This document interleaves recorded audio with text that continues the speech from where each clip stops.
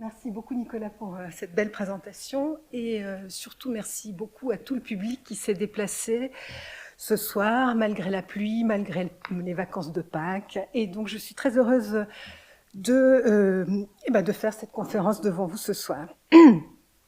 Alors, différents types d'acteurs sont à l'œuvre dans le manuscrit médiéval. En premier lieu, l'auteur du texte, parfois le traducteur, mais aussi le copiste, l'enlumineur, le rubricateur, le relieur, etc. Il arrive que leurs souvenirs soient conservés sous la forme de portraits, en particulier pour les auteurs. L'iconographie octoriale se décline en de nombreuses manières, comme je vais le montrer ce soir, à partir du seul réservoir des manuscrits exposés dans les trésors enluminés de Suisse. En me limitant à ces ouvrages, je m'empêche d'entrée de jeu, d'élaborer une histoire des portraits en général, mais j'espère pouvoir vous faire découvrir la richesse et la variété des solutions mises en œuvre par les enlumineurs médiévaux. Disons-le d'emblée, le portrait tel qu'on le comprend aujourd'hui, c'est-à-dire comme une représentation faite d'après un modèle réel dont les traits et les expressions caractéristiques sont reproduits selon un rapport d'imitation, ce portrait n'existe pas jusqu'au XIIIe siècle au moins. Bien connus de l'Antiquité, les portraits ressemblants ont en effet disparu de la culture visuelle pendant toute la première partie du Moyen-Âge. Non pas par manque de capacité artistique, mais certainement en raison d'un déplacement d'intérêt vers d'autres types de créations. C'est sous l'impulsion de la mise en place du dessin d'après nature, par exemple d'éléments naturels comme les feuillages, que les portraits réapparaissent progressivement à partir du XIIIe siècle dans la culture occidentale, en premier lieu dans le domaine de la sculpture monumentale. Il demeure toutefois difficile de savoir s'il s'agit de portraits réels ou de pseudo-portraits. Le doute n'est plus permis dans le cas des sculptures funéraires, par exemple celles des papes, dont certaines pourraient avoir été réalisées à partir de masques des défunts. Dans le domaine pictural, les innovations en termes de portraits ressemblants se développent d'abord en Italie, en premier lieu chez un peintre comme Giotto, au début du XIVe siècle. Au nord de l'Europe, c'est le portrait du roi Jean de Lebon, vers 1350, qui marque la renaissance du portrait dit ressemblant. Il entraîne la multiplication de ceux-ci, dans le royaume de France d'abord, sous le règne de son fils Charles V, et plus largement dans les cours européennes. Cela étant, le critère de ressemblance n'est pas la condition sine qua non de l'existence du portrait médiéval. Bien au contraire même. Les personnages réels, contemporains ou dans le lointain passé, mais aussi des êtres fictionnels, peuvent être représentés par des portraits hors de tout rapport d'imitation. Il s'agit de portraits conventionnels qui obéissent à des codes de représentation que nous allons pouvoir observer par la suite. Comme je l'ai dit au début de cet exposé, j'ai pris le parti de limiter mon examen au manuscrit de l'exposition Trésors enluminés de Suisse. C'est donc au feuilletage d'un album de portraits auquel je vous convie ce soir. Contrairement aux albums photos classiques, je ne suivrai pas un ordre chronologique, de la naissance au mariage à la mort, mais un classement thématique. Dans la première partie, je m'intéresserai aux différents modes de représentation de l'auteur, à l'œuvre, à l'enseignement, en train de traduire ou au moment de la dédicace du livre. Et dans un deuxième temps, j'aborderai beaucoup plus rapidement la question des lieux d'apparition de ces différents portraits d'auteurs, ainsi que leur éventuelle multiplication au sein d'un même volume. Comme Nicolas vient de le rappeler, l'exposition de Colonie constitue le deuxième volet d'un projet qui avait été pensé à l'origine en deux parties, qui auraient pu être vues contemporainement. Le premier volet à la Stiftsbibliothek de Saint-Gall a présenté en 2020 des manuscrits religieux, tandis que la Fondation Bodmer accueille aujourd'hui dans ses murs une sélection d'ouvrages profanes qui sont conservés donc dans des collections suisses. Les auteurs dont il sera question aujourd'hui, à l'exception d'un ou deux cas, écrivent donc des ouvrages de littérature profane. En guise de premier exemple, observons le portrait de Marie de France dans un manuscrit de la Fondation Bodmer. C'est exactement ce que je pensais avant. Johann. 1, 2, 3. Non. Alors, c'est malheureux parce que donc, toutes ces images sont d'extrêmement haute qualité, donc j'ai un PowerPoint qui pèse des mégabytes incroyables, mais effectivement, la projection est un peu faible. Et on va aller dans les détails. Donc, il y aura beaucoup de croyances ce soir. Par contre, tous ces manuscrits, comme vous le savez, on peut les retrouver sur le site d'Icodicès, mais effectivement, je pense qu'on ne peut rien faire. Non. Bon, donc le premier portrait, Marie de France. Marie de France est une autrice du XIIe siècle qui est connue aujourd'hui surtout pour ses laits. On peut penser au lait du chèvrefeuille, au lait du bisclavret. Mais au Moyen-Âge, ce sont les fables écrites en français qui sont les plus diffusées et donc dont vous découvrez à l'écran un exemplaire. On ne sait presque rien de la biographie de Marie de France, à l'exception de quelques vers qu'elle place à l'épilogue de ses fables. Donc, voici le texte. Au finement de cet écrit qu'en roman fut traité, et dit « Me nommerai pour remembrance Marie et non, si suis de France ». Donc, à la fin de cet écrit qui a été écrit en roman, je me nommerai pour qu'on se souvienne de moi, je m'appelle Marie, je suis de France, grosso modo. Juste au-dessus de ces quelques vers se trouve donc l'un de ses portraits. Cette copie date du XVe siècle, soit près de 3 siècles après la mort de Marie de France. Il s'agit d'un portrait rétrospectif qui la montre assise sur un siège à haut dossier devant sa table d'écriture. Vêtue d'une longue robe verte, elle est coiffée d'un touret. Le touret, c'est une pièce de tissu qui ressemble à une petite couronne et qui est retenue par une bande qui passe sous le menton. Or, ce type d'accessoire remonte au XIIIe siècle. Comment comprendre donc l'apparition anachronique au XVe de cet élément vestimentaire? La raison tient certainement au fait que ce manuscrit est une copie fidèle, très fidèle, d'un manuscrit plus ancien, datant du troisième quart du XIIIe siècle et réalisé à Venise. Il est aujourd'hui conservé à la Bibliothèque nationale de France à Paris. On parle dans ce cas de manuscrits frères, voire de manuscrits jumeaux. La comparaison des 2 dessins aquarellés est, me semble-t-il, très parlante.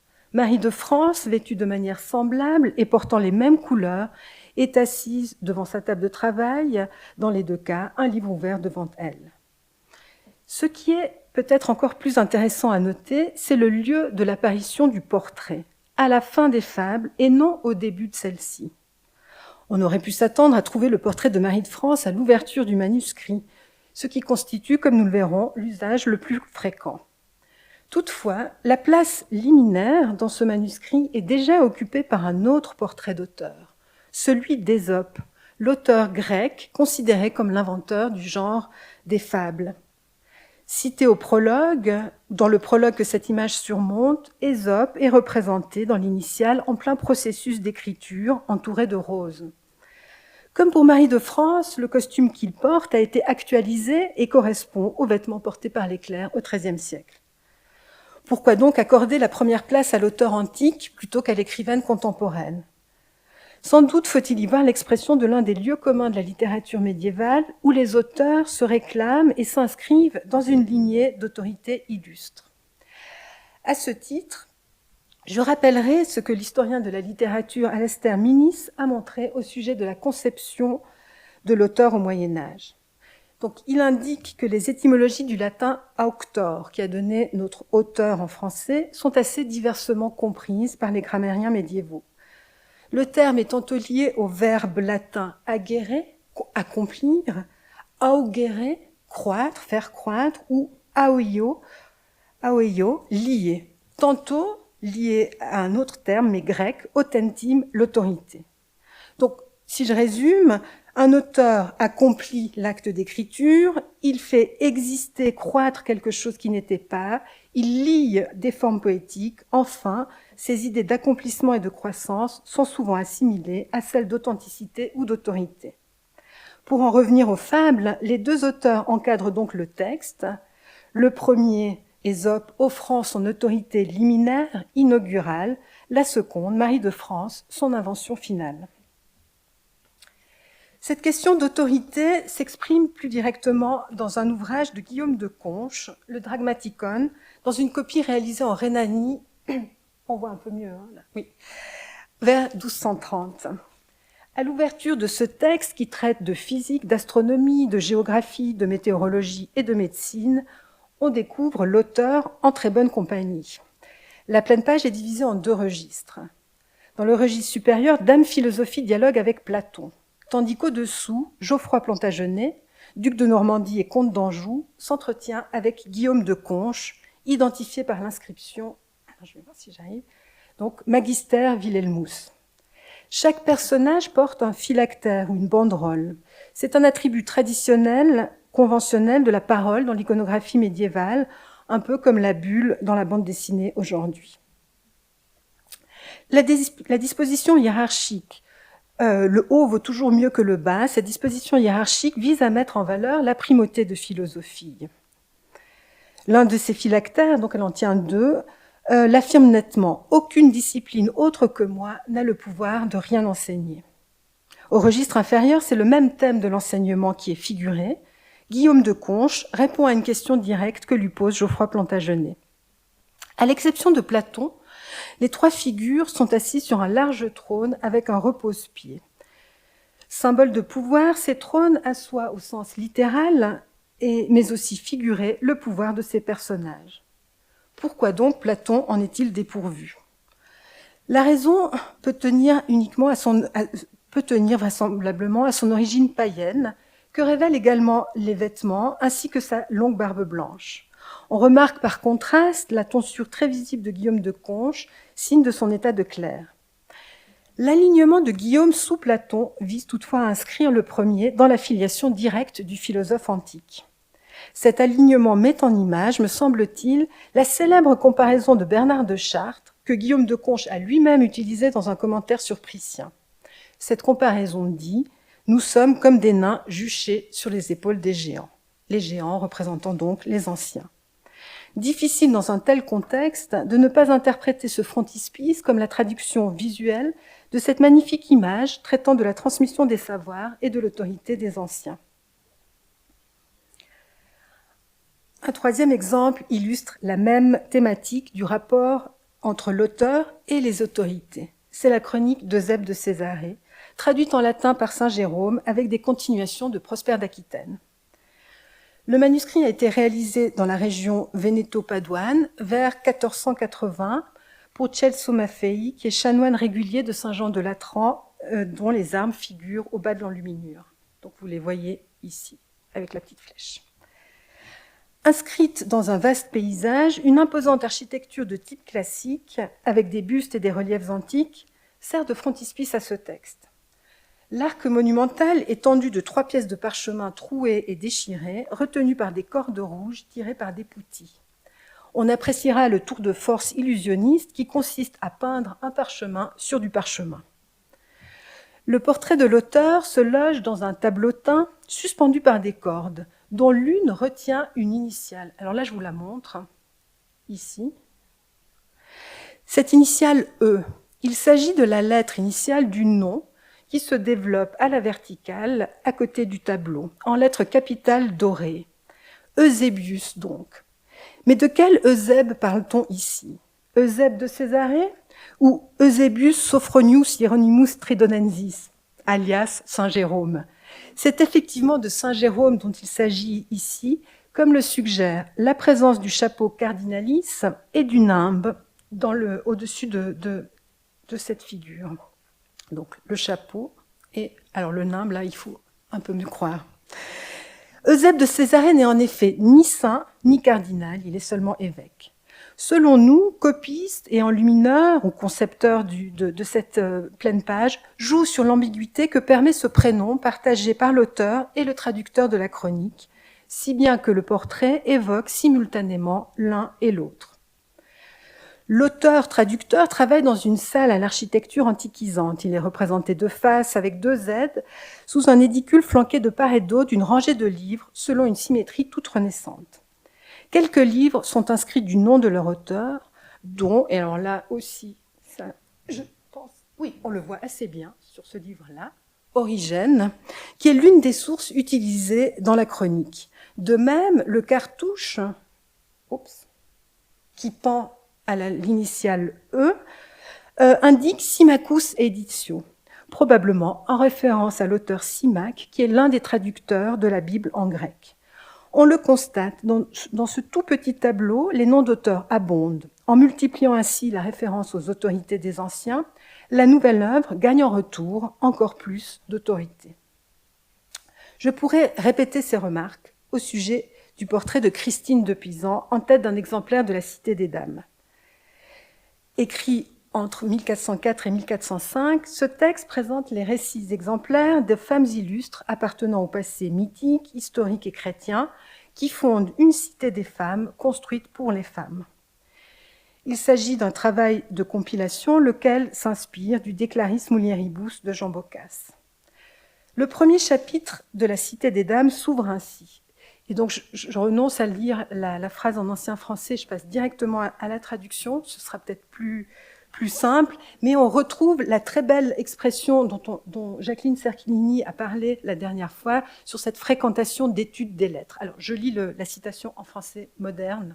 « Un jour, alors que j'étais assise dans mon étude, occupée à la fréquentation de la littérature, l'activité habituelle de ma vie, et que j'avais autour de moi de nombreux volumes sur différents sujets, à ce moment-là, fatiguée d'avoir étudié si longtemps la pensée difficile de divers auteurs, j'ai détourné les yeux de mon livre, pensant pour une fois laisser les sujets subtils derrière moi pour me réjouir de lire de la poésie. » Donc, autrement dit, lorsque Christine conçoit l'idée de son texte, elle se trouve seule dans son étude, entourée de livres, exactement comme la représente cette enluminure liminaire de cette copie qui a été réalisée au cours de la deuxième moitié du XVe siècle en Bretagne. La suite du récit rapporte la rencontre de Christine avec les trois vertus, raison, droiture et justice, qu'il a pris de construire une cité inexpugnable pour les femmes illustres. L'amoncellement de livres traduit vraisemblablement les premiers mots du prologue, mais il fait peut-être aussi écho à la suite du chapitre, où Christine déplore quand, et je cite, « tout traité, philosophe, poète et tout orateur parle d'une même bouche sur les mœurs des femmes qui sont, d'après eux, pleins de tout vice. » Ainsi, l'image relativement stéréotypée de Christine à l'étude devant une roue à livres peut être investie dans le cas présent d'une dimension supplémentaire. En effet, si elle recourt aux autorités, c'est avant tout pour s'en démarquer en réfutant leur position antiféministe. À l'exception du portrait de Guillaume de Conches, les auteurs sont dans les exemples que nous avons vus jusqu'à présent systématiquement figurés avec des livres. Comme l'a montré Michel Pastoureau, le livre apparaît dans trois types de contextes iconographiques principaux.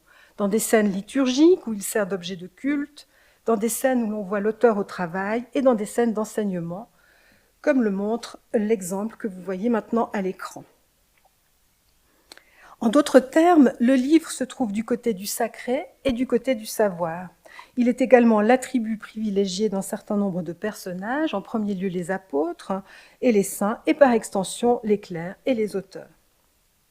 Donc, cet initial historien qui est placé à l'orée d'un texte juridique enluminé à Bologne entre 1260 et 1270 représente donc l'auteur assis là aussi sur un large siège avec un livre ouvert devant lui qui domine de sa taille un groupe d'élèves massés les uns contre les autres en contrebas.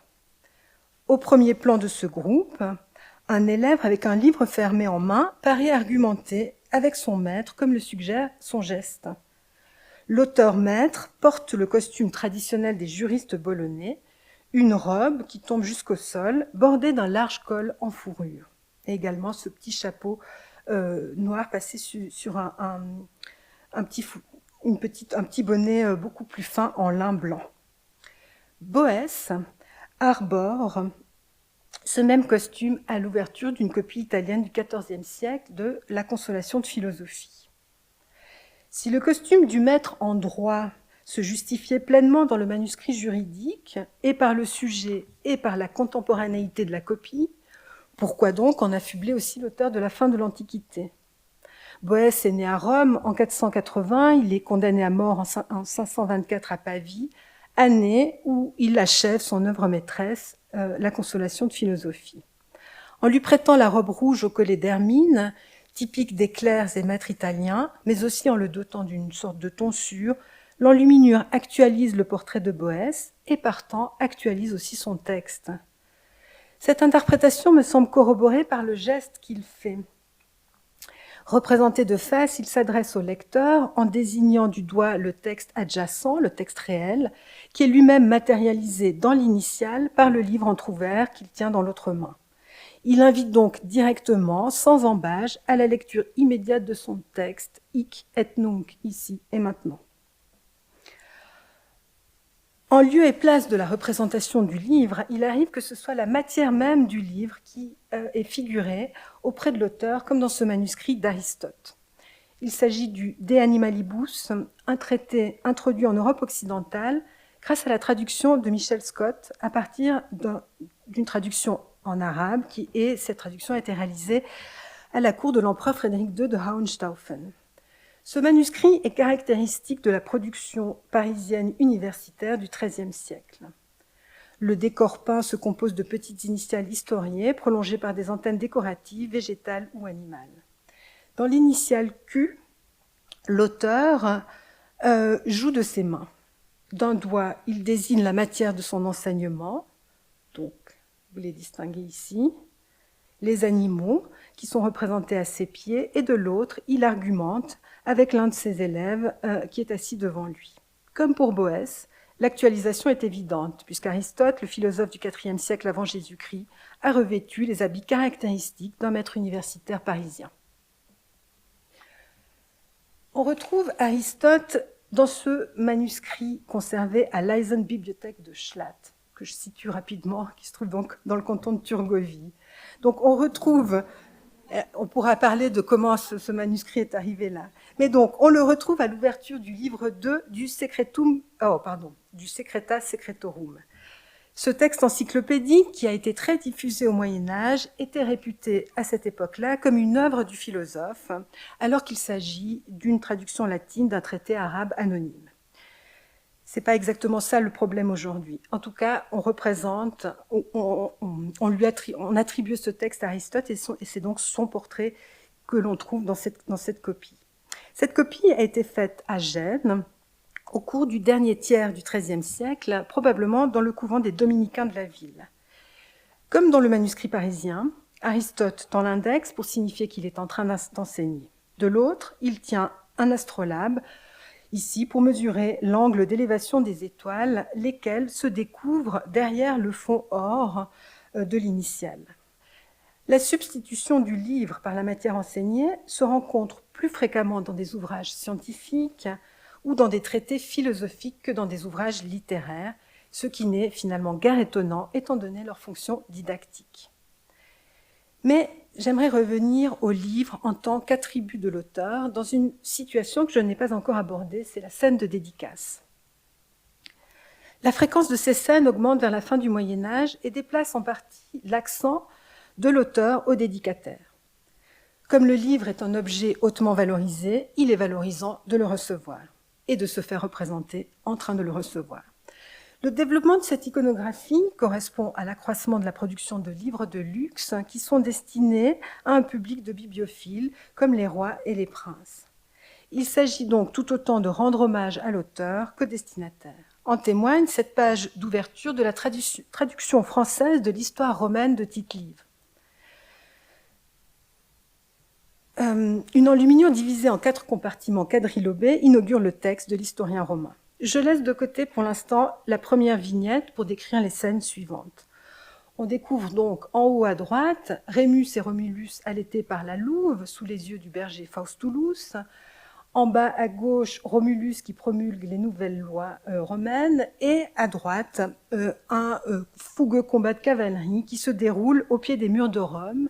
Ce qui serait, d'après Marie-Hélène Ténière, que vous pourrez entendre ici à ma place le 28 juin prochain, un peu de publicité, donc pour elle, il s'agit d'une interprétation maladroite du combat des Horaces et des Curiaces. Si la matière est antique, le décor, les costumes et l'armement ne le sont pas, tout comme la ville de Rome ressemble plutôt à une cité médiévale septentrionale. Ce que j'ai appelé précédemment un phénomène d'actualisation correspond de fait à ce phénomène médiéval de la translatio studi, qui consiste à déplacer le savoir dans l'espace et dans le temps. Cette translatio s'effectue notamment à travers l'activité de la traduction, ce dont atteste l'usage des termes en ancien français de translateur pour le traducteur ou de translater pour traduire. Dans le cas de l'histoire romaine de Tite-Live, le traducteur, le bénédictin Pierre Bersuire, déclare au prologue, et là je cite, « Aussi donc, très excellent Seigneur », et donc là il parle de Jean de Lebon, « me commandâtes-vous que les 3 décades de Titus Livius, auxquels sont contenues les histoires romaines, je translatasse de latin en français. Bersuire rappelle ici la commande que lui a passée le roi de France, Jean le Bon, une commande qu'il achève en 1358. Le premier compartiment de l'enluminure représente justement Pierre Bersuire offrant sa traduction au roi de France. Quelques remarques à ce sujet. Le bénédictin, que l'on identifie aisément à sa robe noire, est agenouillé, étend un livre, donc sa traduction, au souverain. Celui-ci, assis sur un trône recouvert d'un dais rouge, est entouré de sa suite et d'un garde. L'offrande se déroule donc devant des témoins et avec une certaine solennité. Toutefois, si le roi porte la couronne, il ne porte aucun autre signe officiel de la royauté tel que le sceptre ou le manteau fleur-de-lysée. Ces vêtements sont ceux que portent les clercs, que portent les lettrés. Il s'agit ici de construire l'image d'un roi, certes puissant, mais aussi épris des livres et du savoir, un roi sage. L'échange du livre, qui passe des mains du traducteur à celle du prince, est une incarnation très éloquente de ce phénomène de la translatio studi. Les 2 autres enluminures quadripartites de ce manuscrit sont construites de la même manière. La première scène représente le bénédictin qui travaille avec plusieurs livres devant lui, tandis que les 3 suivantes se rapportent à différents épisodes de l'histoire romaine.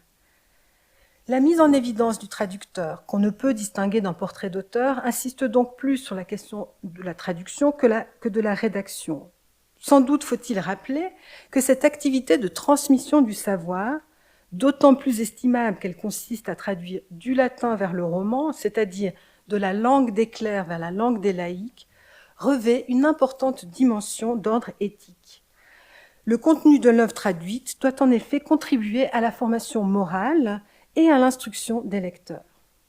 À ce titre, il faut se souvenir que de nombreux prologues d'œuvres écrites dès l'origine en langue vernaculaire passent par l'artifice de la traduction à partir du latin afin d'accroître l'autorité du texte. C'est le cas de cette version du Tristan en prose dans un exemplaire tardif de la traduction manuscrite vers 1470. Le traducteur se nomme au prologue Luce Delgat et se trouve figuré dans la vignette, supervisant ici le travail de 3 copistes, alors même que ce roman a été écrit dès l'origine en français. Mais j'aimerais revenir maintenant au manuscrit de Tite-Live. Ce manuscrit a été copié et enluminé à Paris par un artiste que l'on connaît sous un nom de convention, le maître des clercs femmes, et de ses collaborateurs. Il date de 1405 environ et a appartenu, d'après l'ex-libris placé à la fin de ce volume, au duc Jean de Berry. Alors Jean de Berry est connu pour avoir été l'un des plus grands bibliophiles de son temps. Il est par exemple, et là, je déroge à la règle, juste pour vous montrer quelque chose qui n'est pas dans cette exposition, mais que vous auriez tous voulu voir. Il est le possesseur des très riches œuvres du duc de Berry, enluminées par les frères Limbourg, dont vous voyez ici 2 pages du calendrier. Et d'ailleurs, vous voyez également un portrait, mais je n'entrerai pas dans les détails, de Jean de Berry dans la scène du mois de janvier. Bref, d'après les inventaires du duc, Jean de Berry possède au moins 4 copies de l'histoire romaine de Tite-Live, signe de son goût prononcé pour le texte. Donc, si le duc s'est très souvent fait représenter en tête des ouvrages qu'il commande ou qu'il a reçus, le volume de la Bibliothèque de Genève ne contient aucun portrait du duc. Comment interpréter un tel choix ? En conservant la représentation du commanditaire de la traduction, donc Jean le Bon, s'agit-il de rappeler la généalogie royale de Jean de Berry ? Ou plus prosaïquement, s'agit-il de l'achat d'une copie enluminée qui est disponible sur le marché libraire parisien, extrêmement actif à cette époque, et qui donc n'aurait pas été individualisée. En l'absence d'informations sur les circonstances d'entrée de ce manuscrit dans la librairie ducale, il est toutefois impossible de trancher.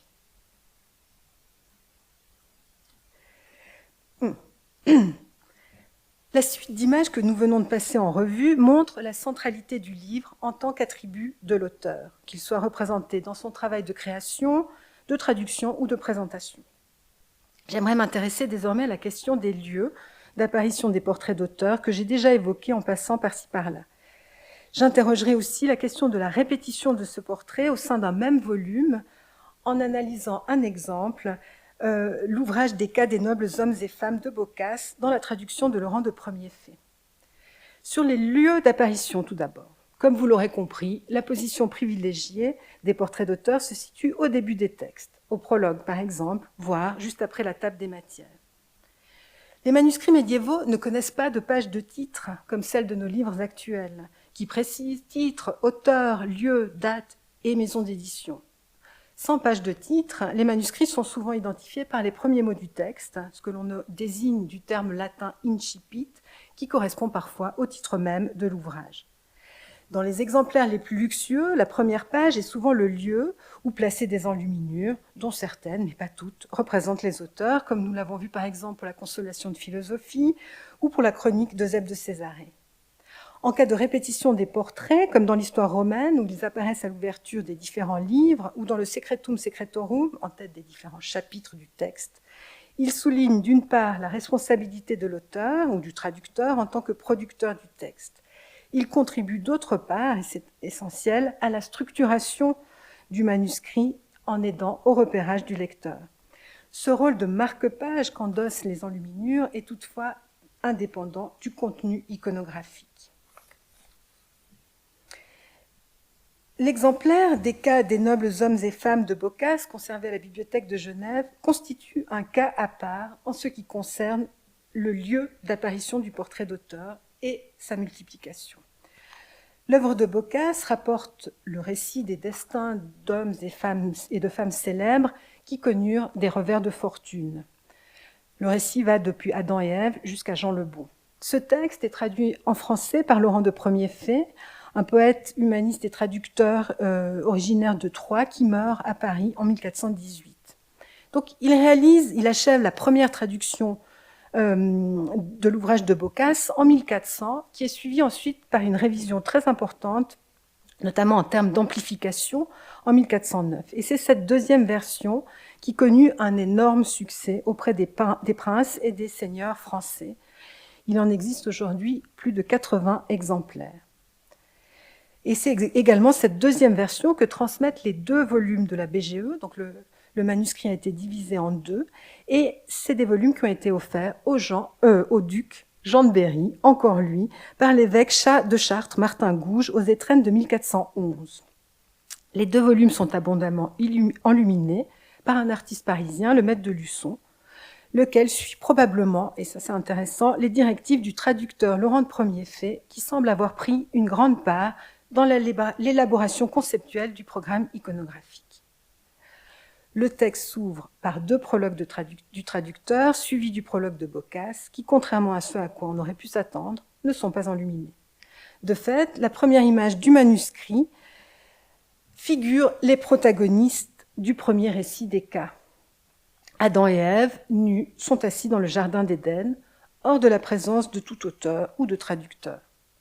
Dans l'exemplaire de la Fondation Bodmer, plus tardif, qui date vers 1460-65, Boccace est en revanche figuré d'entrée de jeu, flanqué d'Adam et Ève, qui sont ici représentés comme des vieillards, selon une formulation qui allie représentation du livre et représentation de la matière du livre, synthétisée ici par la seule représentation du couple originel. Dans l'exemplaire du duc de Berry, les portraits d'auteurs apparaissent dans le corps du texte, au milieu des portraits des nobles hommes et femmes. D'après Anne Hedemann, dans son ouvrage consacré au Decasibus, il en existe de deux types, des portraits génériques et des portraits individuels. En tête des chapitres qui exposent des considérations d'ordre général sur la question de la vérité du récit ou du métier du poète, apparaissent ainsi des figures d'auteurs qu'on pourrait qualifier d'auteurs type. À gauche, une figure est isolée dans une ébauche de paysage et seul l'étui à plume et l'encrier qui pendent à sa ceinture donnent des indices sur son statut d'auteur. Bien sûr, la rubrique et le texte confirment cette identification.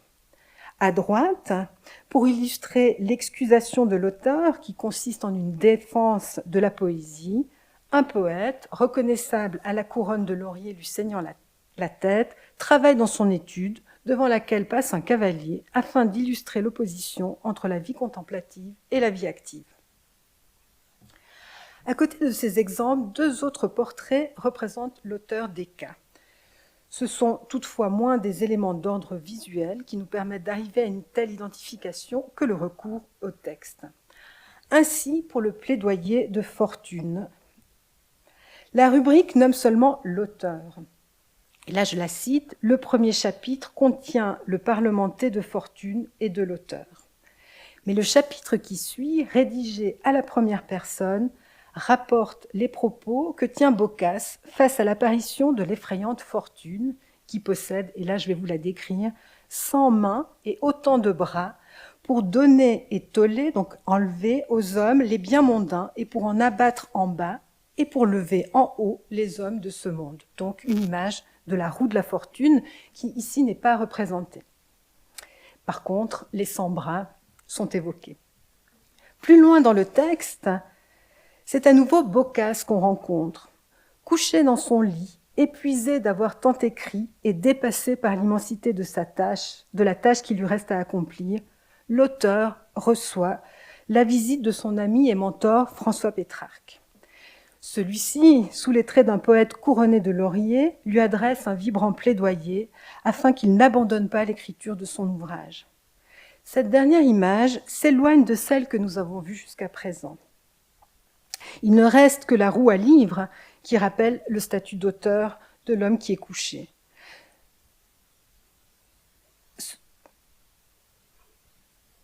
Ce portrait dépasse les conventions iconographiques pour faire pénétrer le lecteur, le spectateur, dans l'intériorité du sujet écrivant. Pourquoi reproduire plusieurs portraits d'auteurs dans cet exemplaire? Et surtout, pourquoi les intercaler au milieu des représentations des nobles hommes et femmes au destin contrarié? La répétition des portraits génériques ou individualisés permet certainement de multiplier les voix octoriales. De même, l'inscription de ces diverses voix dans le cours même des histoires anciennes crée des ruptures temporelles et engage le lecteur à un va-et-vient constant entre les différentes temporalités, dont l'objectif est certainement de les mettre en garde, donc le lecteur lui aussi, contre les revers de fortune.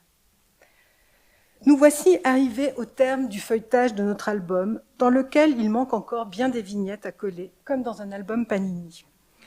Difficile de tirer des conclusions générales permettant d'établir une histoire du portrait d'auteur qui dépasse le cadre limité et bien circonstanciel des manuscrits présentés dans l'exposition. J'espère toutefois avoir pu montrer à travers ces différents exemples la variété de l'iconographie octoriale, les réaménagements constants dont elle est l'objet, témoignage de l'inventivité de la pensée figurative médiévale. Je vous remercie de votre attention.